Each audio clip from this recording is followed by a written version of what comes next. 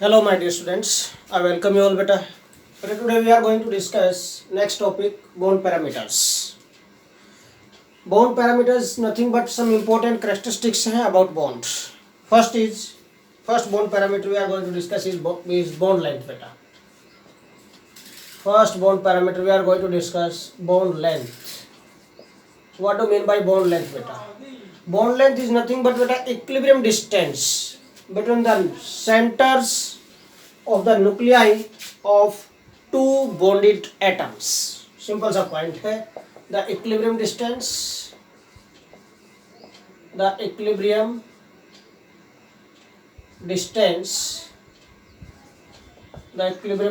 beta between the centers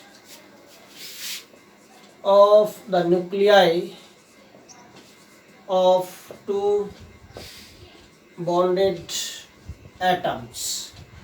जो भी bonded atoms हैं उनके न्यूक्लियस के सेंटर के बीच की जो डिस्टेंस होती है उसको हम बेटा बॉन्ड लेंथ बोलते हैं. Is called bond length. This is called बेटा bond length. Generally represented by D. Small D से इंडिकेट करते हैं. रिप्रेजेंटेड बाय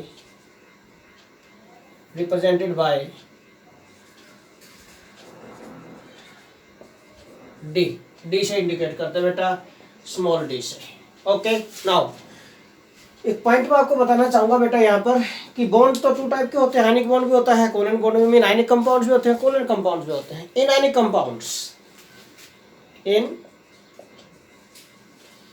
कंपाउंड्स बेटा जो बॉन्ड लेंथ होती है is equal to sum of ionic radii.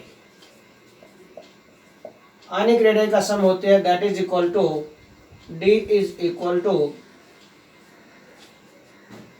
Radius of cation plus radius of anion. Ionic radii mean one is cation another is anion. Two ions होते हैं ionic compounds के अंदर. तो cation और एनायन की radius का सम करेंगे हम, that is bond length. And in case of covalent compounds बेटा, इन कोवलेंट कंपाउंड्स में तो बॉन्ड लेंथ होते हैं बेटा, bond length is equal to sum of atomic radii. Sum of atomic radii of the combining atoms. Mean bond length जो होगी in case of this covalent compounds बेटा, suppose two atoms है A and B, radius of atom A plus radius of atom B. Two atoms की जो radius है, atomic radius है, उनका सम होगा. Okay.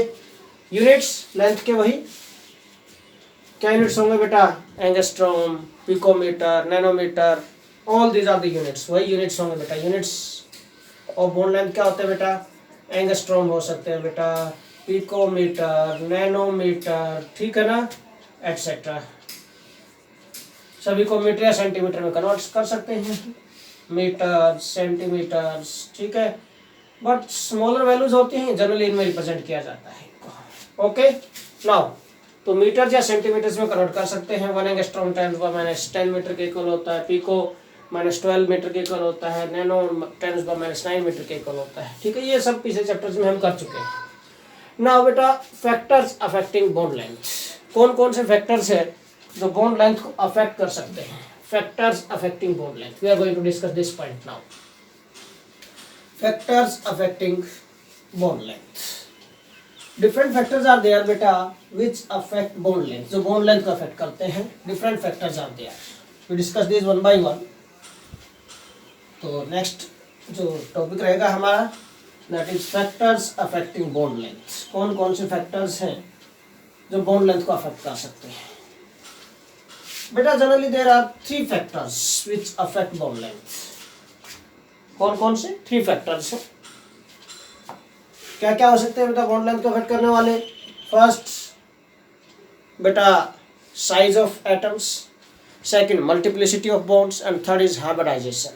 Okay. These 3 factors are there. Factors affecting bone length. Factors affecting factors affecting bond length. So three factors are there. Three factors. First is size of combining atoms. Size of atoms. Second, beta multiplicity of bond. And third factor is beta hybridization. Hybridization detail में हम hybridisation को इसी chapter में हमारा आगे topic आएगा, वहाँ discuss करेंगे, बट आज थोड़ा सा इससे आइडिया लेंगे हम। लाइक इन इलेक्ट्रोनेगेटिविटी में भी हमने डिस्कस किया था, वही उसी टाइप से थोड़ा सा डिस्कस करेंगे यहाँ पर। First is size of atoms.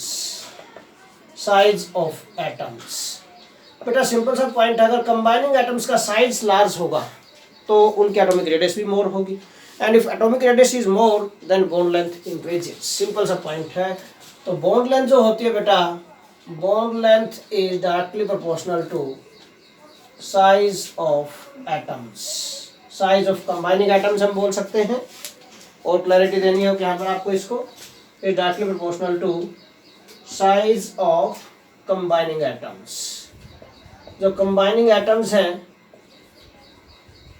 उनके साइज पर डिपेंड करता है। More the size of combining atoms more the bond length and vice versa. बिल्कुल easy factor. Okay, means more the size of combining atoms more is the bond length, more is the bond length and vice versa. Very easy. बिल्कुल जितना ज़्यादा size होगा combining atoms का, bond length उतनी ज़्यादा हो जाएगी। सिंपल सा पॉइंट। नाउ सेकंड फैक्टर जो हो सकता है बेटा यहाँ पर, that is multiplicity of bonds. Multiplicity of bonds. Multiplicity of bond is nothing but number of bonds. Nothing but बेटा number of bonds between combining atoms. Number of bonds between combining atoms. बेटा more the number of bonds between combining atoms, less is the bond length. जितना number of bonds ज़्यादा होंगे, these atoms become more and more tightly bound with each other. नजदीक आएंगे एक दूसरे के, tightly bound हो गए तो स्ट्रॉन्गली अटैच करेंगे एक दूसरे को, नजदीक आते जाएंगे। Mean bond multiplicity of bond अगर बढ़ती जाएगी, मीन नंबर ऑफ बॉन्ड्स अगर बढ़ते जाएंगे between the combining atoms, these atoms come more and more near to each other, bond length decrease होती जाएगी। सिंपल सा पॉइंट है। ओके, तो जो बॉन्ड लेंथ है, bond length is inversely proportional to multiplicity of bonds. ध्यान रखना, multiplicity of bonds, or we can say nothing but number of bonds between combining atoms. अगर combining atoms के बीच में number of bonds ज़्यादा होंगे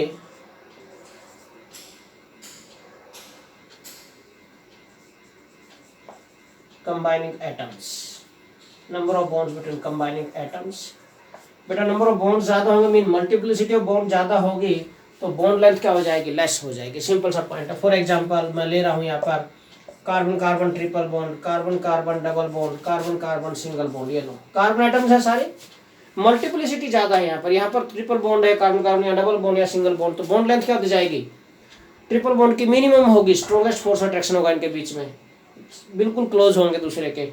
उससे ज़्यादा बॉन्ड लेंथ किस में, डबल बॉन्ड में आ जाएगी। उससे ज़्यादा बॉन्ड लेंथ किस में आएगी, सिंगल बॉन्ड में। क्यों, अगर मल्टीप्लिसिटी ऑफ बॉन्ड डिक्रीज होती जा रही तो फोर्स अट्रैक्शन कम होता जाएगा एटम्स के बीच में। These atoms slightly and slightly go away from each other, bond length increase होती जाएगी। Okay, so maximum bond length किसकी होगी, कार्बन कार्बन सिंगल बॉन्ड, उससे less double bond, and least किस में होगी बेटा, कार्बन कार्बन ट्रिपल बॉन्ड में होगी। Least is carbon carbon triple bond. मतलब क्लियर हो गया पॉइंट यहाँ पर बेटा कि अगर मल्टीप्लिसिटी बढ़ती जाएगी तो बॉन्ड लेंथ डिक्रीज होती जाएगी। सिंपल सा पॉइंट। नाउ थर्ड फैक्टर बेटा हाइब्रिडाइजेशन। थर्ड फैक्टर इज बेटा हाइब्रिडाइजेशन। हाइब्रिडाइजेशन बेटा हमने इलेक्ट्रोनेगेटिविटी के केस में डिस्कस किया था हाइब्रिडाइजेशन। ठीक है बेटा, हाइब्रिडाइजेशन डिफरेंट टाइप्स की होती हैं, sp, sp2, sp3, different types के हाइब्रिडाइजेशन होते हैं बेटा। हाइब्रिडाइजेशन पर बेस होकर हम एक ही पॉइंट डिस्कस करेंगे यहाँ पर बेटा, more the s character, s character जितना ज्यादा होगा जिस भी हाइब्रिडाइजेशन में, and you know very well बेटा एस करेक्टर ज्यादा तो एस ऑर्बिटल्स है वहां पर, s orbitals are nearest to the nucleus, mean size decrease होता जाएगा, तो बॉन्ड लेंथ डिक्रीज होती जाएगी, mean more the s character lesser is the bond length, bond length उतनी ही कम होती जाएगी, सिंपल सा पॉइंट है। ओके, तो हाइब्रिडाइजेशन बेस्ड अपॉन हाइब्रिडाइजेशन देखिए बेटा, हाइब्रिडाइजेशन, अब ये कार्बन कार्बन ट्रिपल बॉन्ड है, ये डबल बॉन्ड है, ये सिंगल बॉन्ड है, यहीं पर इन्हीं के नीचे लिख देता हूँ बेटा। हाइब्रिडाइजेशन क्या है, कार्बन कार्बन ट्रिपल बॉन्ड की हाइब्रिडाइजेशन क्या होती है, sp, carbon carbon double bond में हाइब्रिडाइजेशन क्या होती है बेटा, sp2, carbon carbon single bond में हाइब्रिडाइजेशन होती है बेटा sp3। Now s character check कर लो, एस कैरेक्टर, एस कैरेक्टर बेटा sp हाइब्रिडाइजेशन, तो एस कैरेक्टर कितना हुआ, दोनों की पावर में 1 1 है, कुछ भी दिखाई नहीं दे रहा, तो जो भी टोटल पावर है इनकी उसको बेटा टोटल 100 होता है, ठीक है ना। जितना भी समय 100, कोई भी कैरेक्टर 100% होता है, 100% को आप मीन 100 को आप जो पावर का सम बनेगा उससे डिवाइड करते जाओ, एस कैरेक्टर आ जाएगा वहां पर, ठीक है। हाँ जी, 1 + 1 2, ठीक है, मीन 50, 100 को 2 से डिवाइड करेंगे तो 50, मीन 50% एस कैरेक्टर है यहाँ पर, ठीक है। यहाँ पर 3 से डिवाइड करेंगे तो 33.3% एस कैरेक्टर है, यहाँ पर करेंगे तो 25% एस कैरेक्टर है बेटा। एस कैरेक्टर ज्यादा होगा, मोर द एस कैरेक्टर, जितना ज्यादा होगा एस कैरेक्टर, बॉन्ड लेंथ उतनी ही डिक्रीज होती जाएगी, मीन कैसा रिलेशन बना कि bond length is inversely proportional to s character, simple सा पॉइंट है, याद रखना, जो बॉन्ड लेंथ होती है that is inversely proportional to s character in any hybridization, mean more the s character lesser the bond length, और वही यहाँ पर लिखा हुआ देखो, this means more the s character, more the s character, lesser is the bond length, bond length उतनी कम होती जाएगी, and vice versa, मीन अगर बेटा s कैरेक्टर कम होता जाएगा तो बॉन्ड लेंथ इंक्रीज होती जाएगी, देखो इसके अकॉर्डिंग, s कैरेक्टर मिनिमम है, बॉन्ड लेंथ मैक्सिमम है, उससे ज्यादा हो गया s कैरेक्टर तो बॉन्ड लेंथ कम हो गई, और बेटा मैक्सिमम s कैरेक्टर होगा तो बॉन्ड लेंथ मिनिमम हो गई, ठीक है। तो एस कैरेक्टर अगर इंक्रीज होगा तो बॉन्ड लेंथ डिक्रीज होती जाएगी, inversely proportional to each other, these are the factors affecting bond length, ये फिनिश हुआ यहाँ पर बेटा। Now next bond parameter we are going to discuss bond dissociation enthalpy, और सिंपली बॉन्ड एंथैल्पी बोल सकते हैं बेटा हम। Second bond parameter we are going to discuss bond dissociation enthalpy, देखिए क्या होता है bond dissociation enthalpy, what do you mean by bond dissociation enthalpy, name से पता चल रहा है, पिछले लेक्चर में भी मैंने आपको थोड़ा बताया था, बॉन्ड डिसोसिएशन एनर्जी के बारे में बताया था, डिस्कस किया था बेटा हमने, ठीक है, वही है, and enthalpy is nothing but energy, same thing, ठीक है, एनर्जी की जगह एंथैल्पी लिखे, एक्चुअल प्रैक्टिस में एंथैल्पी ही होती है, ओके, एनर्जी को ही बोलते हैं और कुछ भी नहीं है, तो बॉन्ड एंथैल्पी बोले, बॉन्ड एनर्जी बोले, या फिर बॉन्ड डिसोसिएशन एनर्जी बोले, या बॉन्ड डिसोसिएशन एंथैल्पी बोले, same thing, all these are same thing बेटा, okay, do not get puzzle about this. तो bond dissociation enthalpy, second bond parameter we are going to discuss, second bond parameter बेटा, bond dissociation enthalpy और bond enthalpy, simple बोल सकते हैं हम, bond enthalpy क्या होती है, ये सिंपल वही डेफिनेशन जो मैंने पहले प्रीवियस लेक्चर में बताई आपको बेटा, कि the amount of energy required to break 1 mole of a particular type of bonds, ठीक है, किसी भी पर्टिकुलर टाइप के 1 मोल बॉन्ड को डिसोसिएट करने में जो एनर्जी रिक्वायर्ड होती है बेटा, उसको हम बॉन्ड एंथैल्पी बोलते हैं, और जब पर्टिकुलर टाइप के बॉन्ड को हम ब्रेक करेंगे तो गैसियस एटम्स में सेपरेट होंगे, these will separate in the form of gaseous atoms, simple सा पॉइंट है। So the amount of energy required, the amount of energy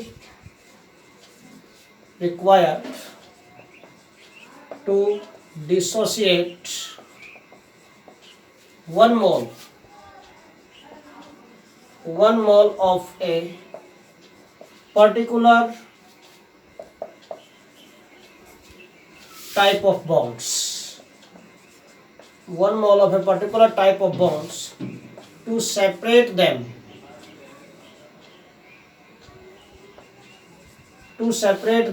in gaseous atoms. उनको gaseous atoms की फॉर्म में separate करें is called bond dissociation enthalpy और bond energy. भाई ध्यान रखना 1 mole of particular type of bonds को हम dissociate करेंगे to separate them in gaseous atoms. उसको इस प्रोसेस के लिए जो एनर्जी रिक्वायर्ड होगी, this energy required is called bond dissociation enthalpy और बॉन्ड डिसोसिएशन एनर्जी. ठीक है. नाउ अब एनर्जी के यूनिट्स क्या होते हैं? किलोजूल पर मोल में. क्यों? 1 मोल को डिसाइड कर रहे हो, जो एनर्जी रिक्वायर्ड होगी तो किलोजूल पर मोल. ठीक है ना. तो यूनिट्स क्या बन गए इसके? Units are kilojoule per mole. These are the units of bond dissociation energy और bond energy. Kilojoule per mole बोलो, जूल पर मोल बोलो. ठीक है ना. सेम. नाउ तो अब इसमें फैक्टर्स अफेक्टिंग डिस्कस कर लेते हैं इसके बेटा. Now factors affecting. कौन कौन से फैक्टर्स हैं जो अफेक्ट कर सकते हैं बॉन्ड डिसोसिएशन एनर्जी को? फर्स्ट तो वही बेटा बॉन्ड लेंथ ही होगा. देन मल्टीप्लिसिटी बॉन्ड्स भी हो सकता है यहाँ पर. ठीक है. Multiplicity bonds and bond length, ये दोनों फैक्टर ऐसे हैं जो अफेक्ट करेंगे बॉन्ड एनर्जी को या बॉन्ड डिसोसिएशन एंथैल्पी को. बट फैक्टर्स डिस्कस करने से पहले मैं एक छोटा सा पॉइंट और डिस्कस करता हूँ. किसी भी मॉलिक्यूल में जो बॉन्ड एंथैल्पी या बॉन्ड एनर्जी की वैल्यू जो गिवन होती है हमें बेटा, this is average bond enthalpy. क्या होते हैं इन एक्चुअल प्रैक्टिस? एक स्पेशल नोट मैं आप लोगों के लिए लिख रहा हूँ यहाँ पर बेटा. इन एक्चुअल प्रैक्टिस बेटा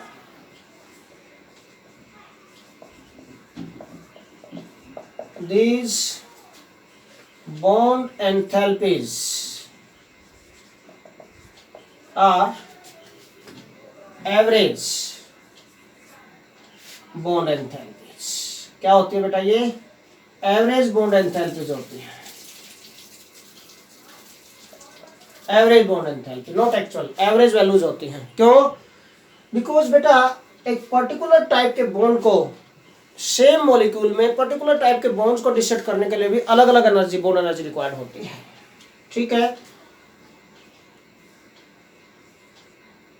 इन ए molecule different energy is required, as in a molecule different energy is required to dissociate different bonds of same type. Same type के डिफरेंट बॉन्ड्स को हम डिसोसिएट करें. मीन कार्बन हाइड्रोजन बॉन्ड है, dissociate करें. Water में OH bonds है, different bonds है, but same type के बॉन्ड है.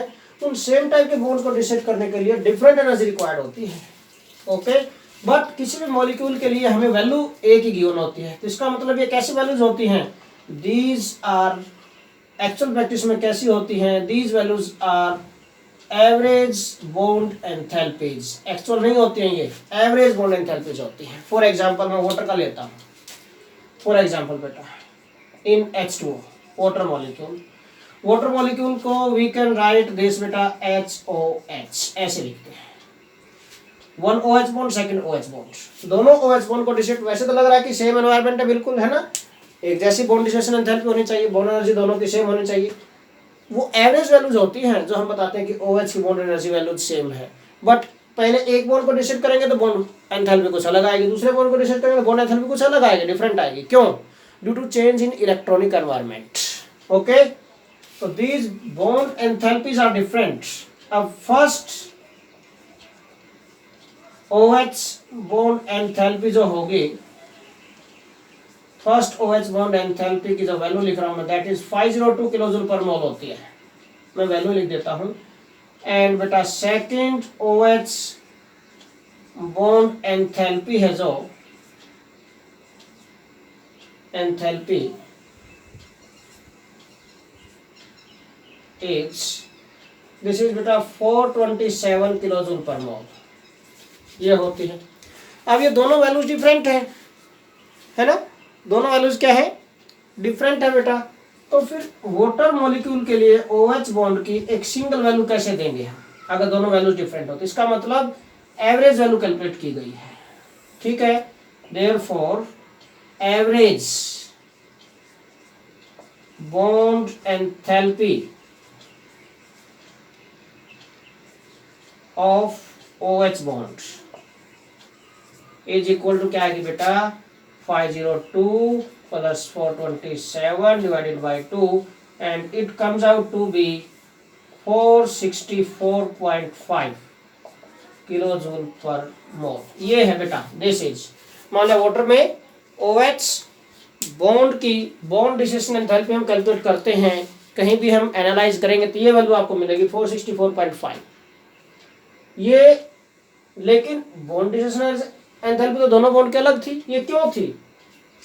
These bond dissociation enthalpies are different due to different electronic environment।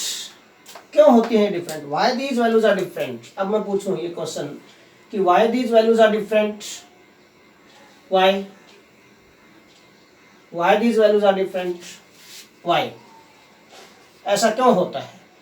This is due to different electronic environment। This is due to different electronic environment। Electronic environment different bonds का different होता है ना।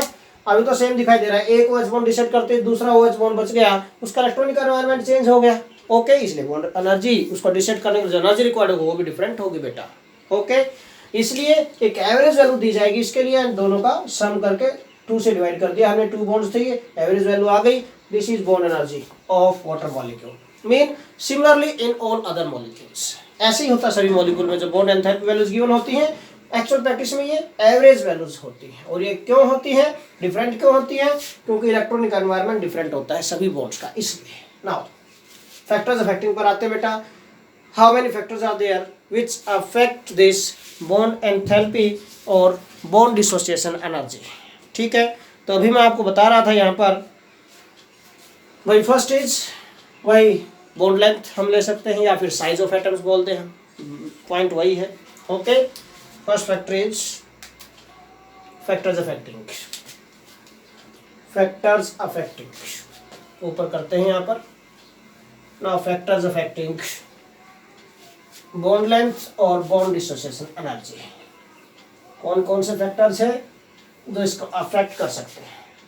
Factors affecting बेटा,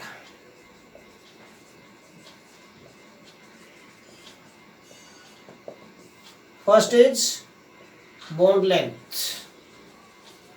और we can say size of atoms. Bond length किस पे depend करता है? साइज ऑफ एटम्स पर अभी डिस्कस कर चुके हैं। मीन बॉन्ड लेंथ जितनी ज्यादा होगी, मोर द बॉन्ड लेंथ, बॉन्ड जितना लंबा होगा उतना ही वीक होता जाएगा, सिंपल सा पॉइंट है, इजीली डिसोसिएट होगा।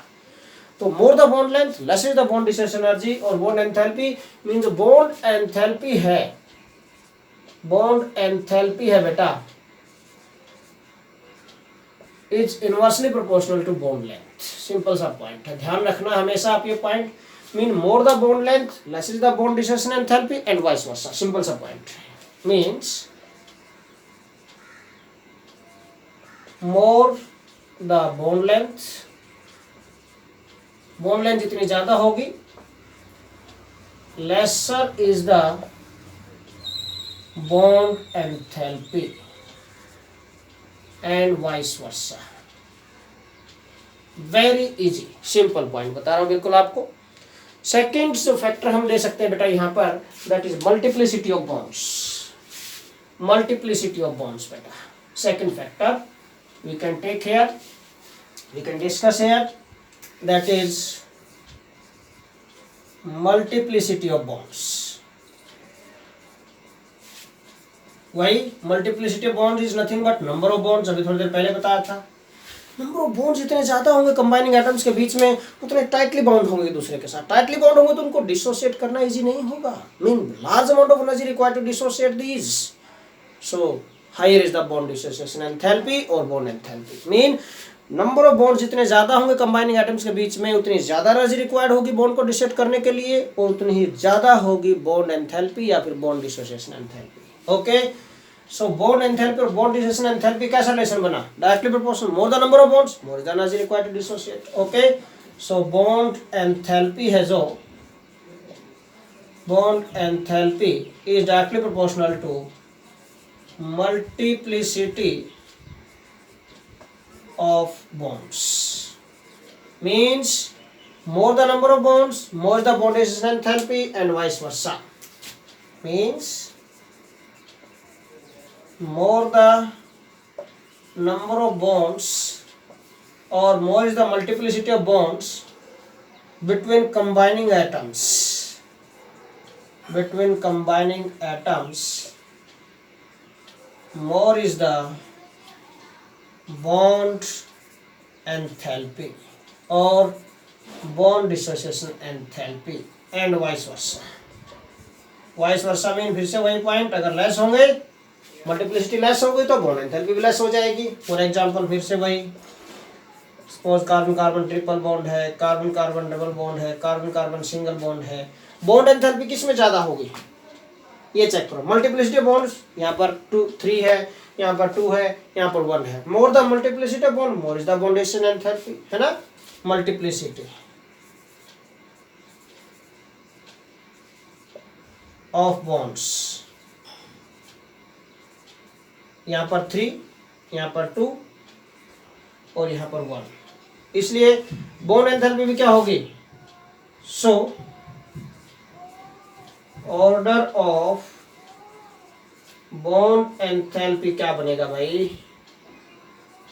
ऑर्डर ऑफ बॉन्ड एंथैल्पी क्या होगा? Carbon carbon triple bond, carbon carbon double bond, carbon carbon single bond में मैक्सिमम बॉन्ड एंथैल्पी किसकी? जितनी मल्टीप्लिसिटी ज्यादा है तो बॉन्ड एंथैल्पी भी ज्यादा होगी। Maximum carbon carbon triple bond की, उससे less carbon carbon double bond की, और लिस्ट किसकी होगी बेटा?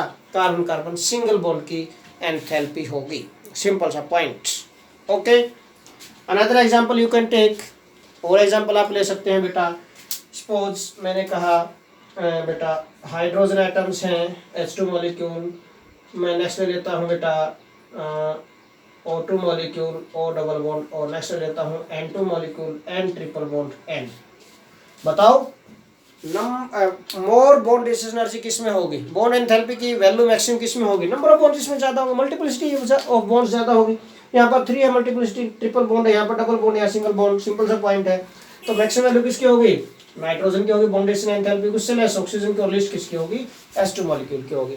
तो दीज आर द एग्जांपल्स, ये दोनों मैंने एग्जांपल दिए हैं यहाँ पर आपको बेटा। नाउ ये था second factor, multiplicity of bonds. एक और फैक्टर भी हम ले सकते हैं बेटा, that is number of lone pairs present on the combining atoms. Combining atoms पर जो लोन पेयर्स प्रेजेंट हैं वो भी अफेक्ट करते हैं बॉन्ड एंथैल्पी या बॉन्ड डिसोसिएशन एंथैल्पी को। Third factor I am going to discuss here now, number of lone pairs present on the combining atoms. Combining atoms पर जो लोन पेयर प्रेजेंट होंगे वो भी अफेक्ट करते हैं बेटा number of lone pairs. Third factor, number of lone pairs present on combining atoms. बेटा हमने वेस्पर थ्योरी डिस्कस की थी, you know very well. According to VSEPR theory हमने डिस्कस किया था कि लोन पेयर में रिपल्सन ज्यादा होता है, उससे less lone pair bond pair में रिपल्सन होता है, और लीस्ट होता है बेटा बॉन्ड पेयर में। मीन जितने ज्यादा लोन पेयर होंगे कंबाइनिंग एटम्स पर उतनी ज्यादा रिपल्सन होगा। ज्यादा अगर मोर रिपल्सन होगा तो बॉन्ड वीक हो जाएगा, जितना ज्यादा रिपल्सन होगा कंबाइनिंग एटम में दूर जाएंगे, रिपल्सन की वजह से बॉन्ड लेंथ इंक्रीज होगी, बॉन्ड डिसोसिएट इजीली होगा, बॉन्ड वीक होता जाएगा, बॉन्ड इजीली डिसोसिएट होगा। अंडरस्टैंड क्या पॉइंट? तो according to VSEPR theory we know, क्या पता है बेटा हमें, that is lone pair repulsion जो होता है दैट इज मैक्सिमम, उससे लेस होगा बेटा lone pair bond pair repulsion, और मिनिमम होता है बेटा बॉन्ड पेयर रिपल्सन। ये ऑर्डर होता है रिपल्सन्स का, ठीक है। इसका मतलब मोर the number of lone pairs present on the combining atoms, more the repulsions, more is the magnitude of repulsions between them, and hence lesser is the amount of energy required to dissociate bonds. This means more the number of lone pairs, more the number of lone pairs present on combining atoms, more is the magnitude of repulsions, more is the magnitude of repulsions का magnitude ज्यादा होगा, and hence जितने repulsion ज्यादा होंगे bond weak होता जाएगा, less energy required होगी, ठीक है। So bond become weaker and less is the bond dissociation enthalpy, और bond dissociation enthalpy क्या हो जाएगी, less हो जाएगी। इसका मतलब more the number of lone pairs lesser is the bond dissociation enthalpy, ठीक है। मीन्स bond dissociation enthalpy है that is inversely proportional to number of lone pairs on combining atoms, on combining atoms। ये रहेगा कि combining atoms में loan pair ज्यादा होंगे तो बॉन्ड एनर्जी लेस होगी उनको डिसाइड करने के लिए। ओके, बिल्कुल इजी पॉइंट मैं बता रहा हूँ आपको, बिल्कुल नॉर्मल पॉइंट मैं आपको बता रहा हूँ बेटा, ठीक है। तो मैं एग्जांपल ले लेता हूं, यहां पर हम नंबर ऑफ लोन पेयर्स को कंपेयर करेंगे, इथेन, नाइट्रोजन, ऑक्सीजन, फ्लोरीन सभी में, ठीक है ना। Different molecules we are going to discuss here, different molecules. देखिए बेटा, ना एग्जांपल डिस्कस करता हूं इसके लिए।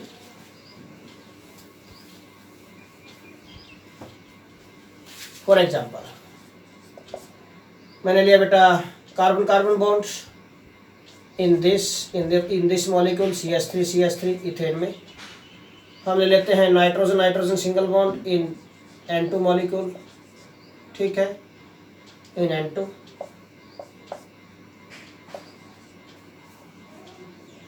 हम लेते हैं oxygen single bond in O2। हम लेते हैं बेटा fluorine single bonds in F2। ये डिफरेंट मॉलिक्यूल्स लिए हैं। इन मॉलिक्यूल्स में हम सिंगल बॉन्ड को डिसोसिएट करना चाह रहे हैं बेटा, और हम चेक करेंगे कि किसमें एनर्जी ज़्यादा होगी रिक्वायर्ड, किसमें लेस होगी।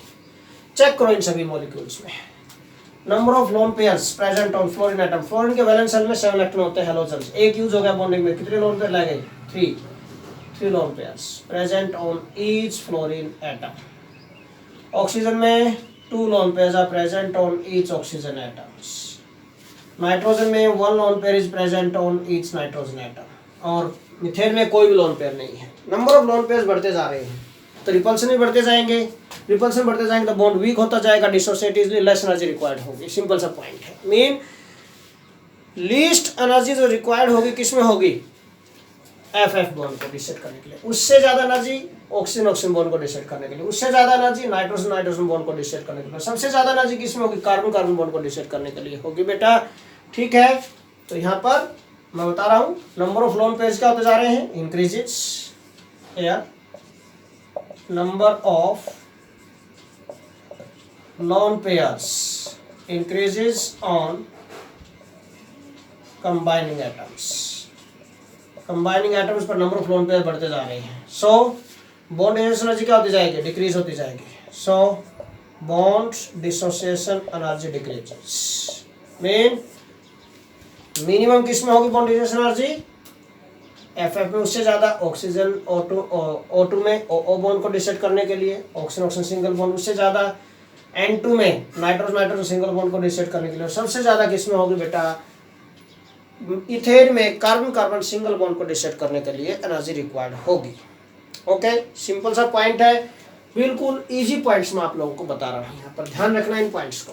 Okay, now so these are the factors affecting bond dissociation enthalpy. ये भी फिनिश हो गया यहाँ पर second bond parameter. Now we are going to discuss third bond parameter, that is बेटा बॉन्ड एंगल। बॉन्ड एंगल क्या होता है, देखिए third bond parameter we are going to discuss बेटा बॉन्ड एंगल। बॉन्ड एंगल क्या होता है, बॉन्ड एंगल, ठीक है। तो थर्ड बॉन्ड पैरामीटर हम डिस्कस कर रहे हैं, बॉन्ड एंगल। क्या होता है बॉन्ड एंगल, पहले ये डिस्कस करेंगे बेटा, what do mean by bond angle. Very easy बेटा, the angle between the two neighbouring lines representing the direction of bonds. किसी भी मॉलिक्यूल में जो बॉन्ड्स की डायरेक्शन हम रिप्रेजेंट करते हैं वो सिंपल लाइनिंग्स के थ्रू से रिप्रेजेंट करते हैं, ठीक है ना। सिंपल लाइन दिखा देंगे हम, ये कि ट्रायंगल बाइपिरामिडल हो गई है, ये ज्योमेट्री, ये ट्रायंगुलर प्लेनर हो गई, ये टेट्राहेड्रल हो गई, इस टाइप से। तो जो लाइंस हम दिखाते हैं ज्योमेट्री में, वेस्पर थ्योरी में भी हमने डिस्कस किया था, उनके बीच में जो गैप होता है, जो एंगल होता है, बॉन्ड को रिप्रेजेंट करने वाली जो लाइंस होती है उनके बीच में जो एंगल होता है उसी को हम बॉन्ड एंगल बोलते हैं। तो क्या बनेगा, the angle between the two neighbouring lines, two neighboring lines, the angle between the two neighboring lines representing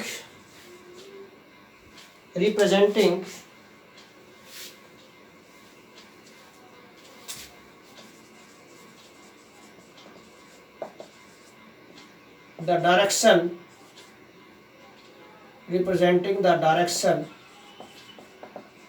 of bonds is called bond angle। इसको bond angle बोलते हैं बेटा। the angle between the two neighboring lines representing the direction of bonds is called bond angle।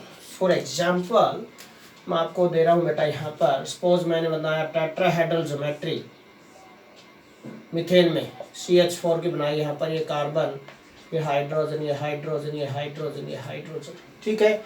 Bond angle in case of this tetrahedral geometry is 109 degree 28 minute का होता है, और 109.5 degree बोल देते हैं। नेक्स्ट मैं ले रहा हूँ, सपोज मैंने बेटा दिस मीथेन ले लिया, this methane, bond angle is in this sorry ammonia लिया मैंने, नॉट मीथेन, अमोनिया ले रहा हूँ मैं, मीथेन तो ये हो गया। In this ammonia bond angle is 107 degree. Measured values बता रहा हूँ मैं आप लोगों को। नेक्स्ट एग्जांपल मैं ले लेता हूँ बेटा water. In case of water there are two lone pairs, you know very well, two bond pairs थे, ये हाइड्रोजन, ये लोन पेयर्स हैं। बॉन्ड एंगल्स मैंने स्पेशल लिखा है, two neighbouring line represent the direction of bond. ये bond नहीं है, ये तो लोन पेयर अटैच है, यहाँ पर बॉन्ड ये वाला, इनके बीच का जो एंगल होगा दिस, कभी आप, इसलिए हमें यही लेना पड़ेगा दिस। अगर मेजर्ड वैल्यू हम देखें 104.5 डिग्री होती है bond angle in HOH, this bond angle in water 104 degree, 104.5 degree. Okay, similarly एक और एग्जांपल ले लेता हूँ, सपोज मैं BF3 ले लिया, BF3 की शेप क्या होती है, ट्रायंगुलर प्लेनर होती है दिस, और बॉन्ड एंगल कितना होता है इसमें 120 डिग्री, दिस 120 डिग्री, ठीक है। तो this angle between the lines representing the direction of bonds is called bond angle, ठीक है। और मैंने नेबरिंग वर्ड इसलिए यूज किया यहाँ पर ताकि आप पजल ना रहो। नेबर वाली टू लाइंस लेनी है, एक दूसरे के साथ साथ लगती दो लाइनें होंगी बॉन्ड को रिप्रेजेंट करने वाली, उन्हीं के बीच में जो एंगल होगा that is called bond angle, उसको बॉन्ड एंगल बोलेंगे बेटा हम। Now factors affecting bond angle, कौन कौन से फैक्टर्स हैं जो बॉन्ड एंगल को अफेक्ट कर सकते हैं। फैक्टर्स अफेक्टिंग, अगेन यहाँ पर भी बेटा factors affecting bond angle. First है बेटा that is number of lone pairs present on the central atom, simple सा पॉइंट है, देखो number of lone pairs,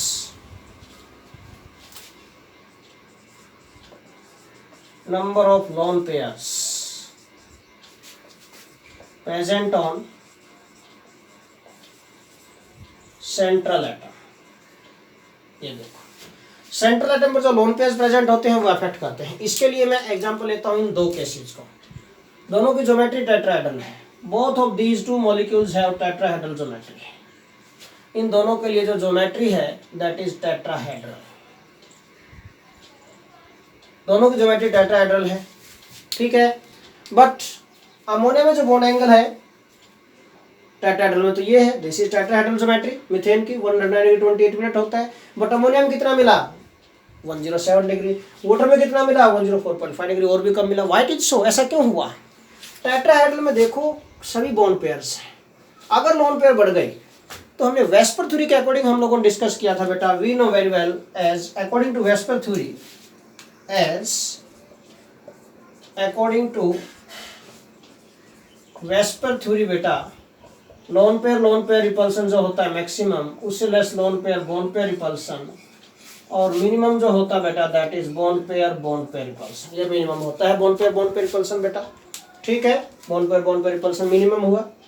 now अगर mean number of lone pair ज्यादा होंगे तो रिपल्सन ज्यादा होगा, लोन पेयर्स के बीच में बॉन्ड्स को स्ट्रॉन्गली रिपेल करेंगे बॉन्ड्स को, तो बॉन्ड एंगल कम हो जाएगा, डिक्रीज हो जाएगा, बॉन्ड एंगल डिक्रीजेस, सिंपल सा पॉइंट है। ओके, मींस अब यहाँ पर तो कोई लोन पेयर था नहीं, बॉन्ड पेयर रिपल्सन नॉर्मल था, यहाँ पर लोन पेयर आ गया, due to this lone pair बेटा दिस रिपल्सन इज मोर, यहाँ पर मोर रिपल्सन हो गया, ये ज्यादा रिपल्सन है इनके बीच में, लोन पेयर बॉन्ड पेयर के बीच में रिपल्सन ज्यादा है in comparison to bond pair, तो स्ट्रॉन्गली रिपेल कर दिया तो नीचे आ गए, बॉन्ड एंगल इसके कंपेरिजन में कम हो गया, सिंपल। अब वाटर में चले तो नंबर ऑफ लोन पेयर्स और भी बढ़ गए, इनके बीच में बहुत ज्यादा रिपल्सन हो गए यहाँ पर, ठीक है ना, और मैक्सिमम रिपल्सन यहाँ पर होगा, मैक्सिमम रिपल्सन लोन पेयर्स के बीच में, उससे लेस किस में होगा lone pair and bond pair में, उससे लेस होगा रिपल्सन, यहाँ पर भी lone pair and bond pair में, इसके कंपेरिजन में लेस होगा रिपल्सन, ओके, लेस रिपल्सन होगा यहाँ पर। मेन पॉइंट क्या है, लोन पेयर दो लोन पेयर आगे में बहुत ज्यादा रिपल्सन हुआ, ये इसको रिपेल करेंगे, ये फर्दर नेक्स्ट को रिपेल करेंगे, तो व्हाट हैपन, बॉन्ड एंगल और भी डिक्रीज हो गया, सिंपल सा पॉइंट है। तो हम बोल सकते हैं कि as the number of lone pairs on the central atom increases in a particular geometry then bond angle decrease होता जाएगा, सिंपल सा पॉइंट है, ठीक है। So we can conclude that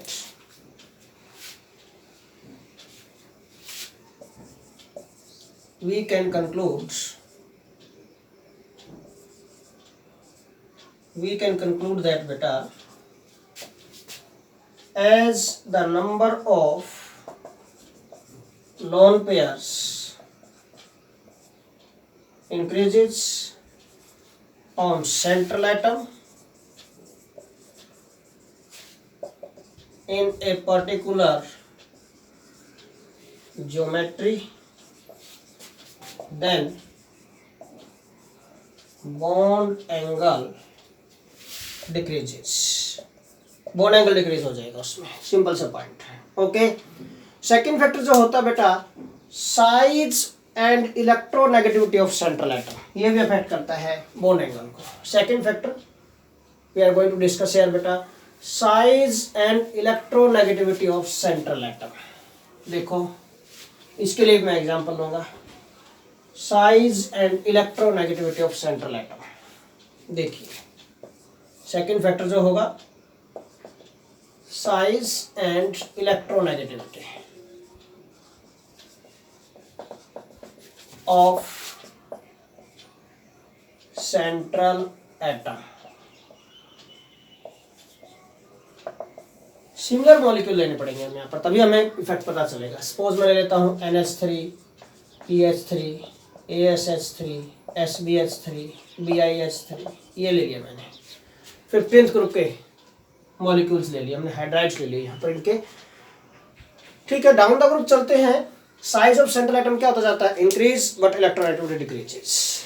down the group चलते हैं बेटा, size of central atom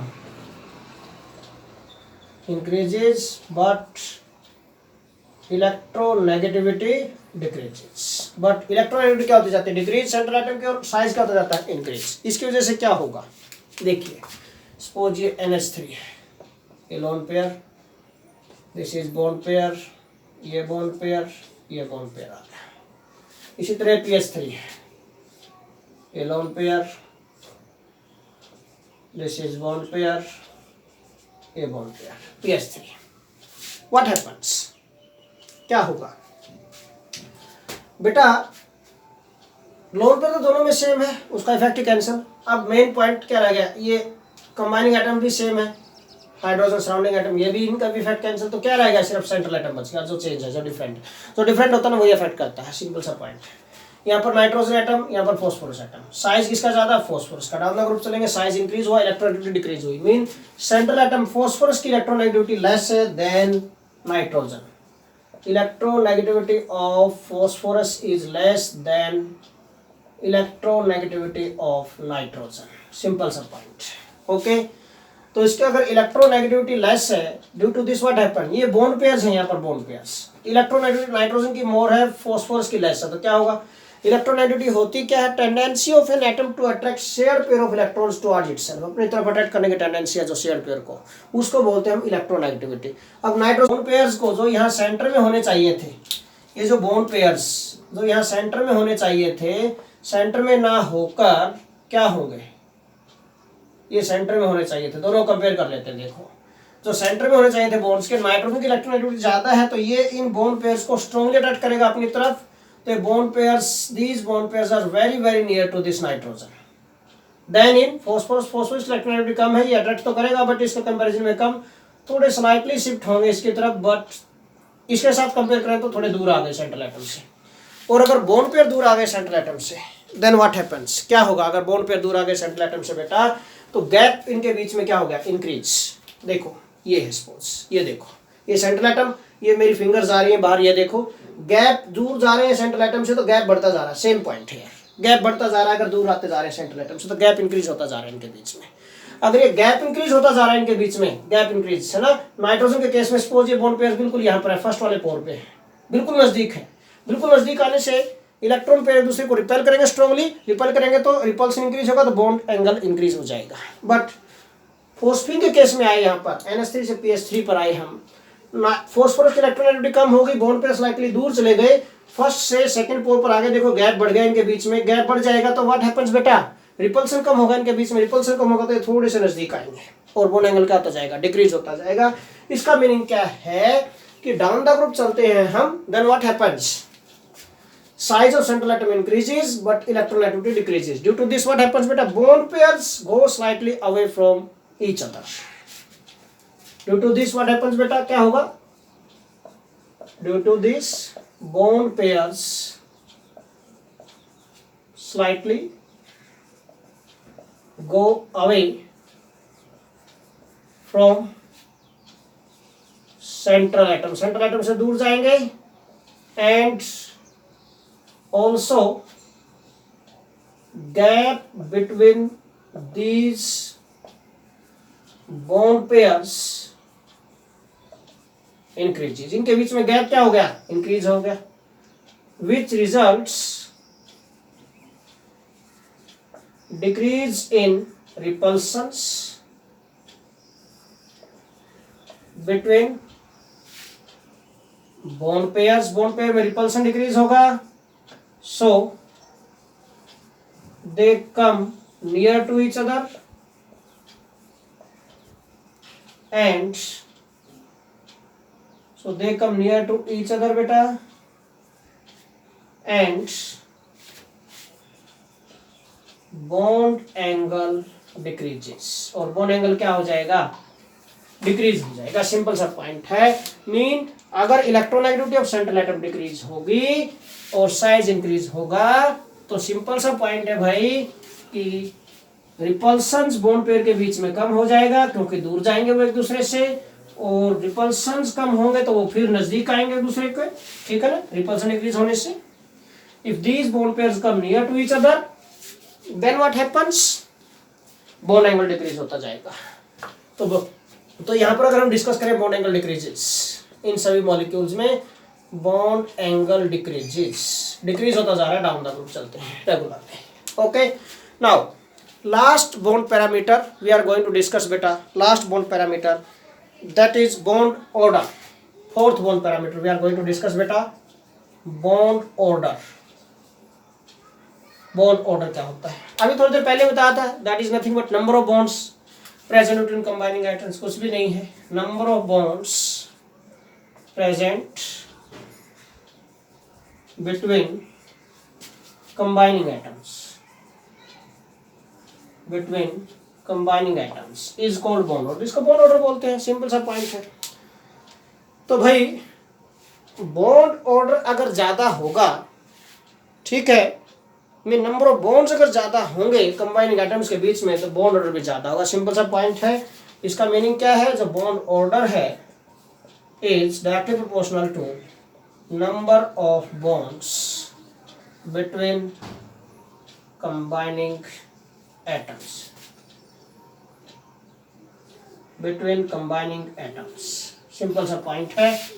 for example मैं लूँ यहाँ पर बेटा carbon carbon triple bond, carbon carbon double bond, carbon carbon single bond, तो बॉन्ड ऑर्डर किस में ज़्यादा है, बॉन्ड ऑर्डर अगर हम लिखें बॉन्ड ऑर्डर इसमें 3 है, नंबर ऑफ बॉन्ड्स 3, इसमें 2, इसमें 1, सिंपल सा पॉइंट है। तो नंबर ऑफ बॉन्ड्स पर डिपेंड करता है bond order. Okay, so this is all about today's lecture, thanks a lot.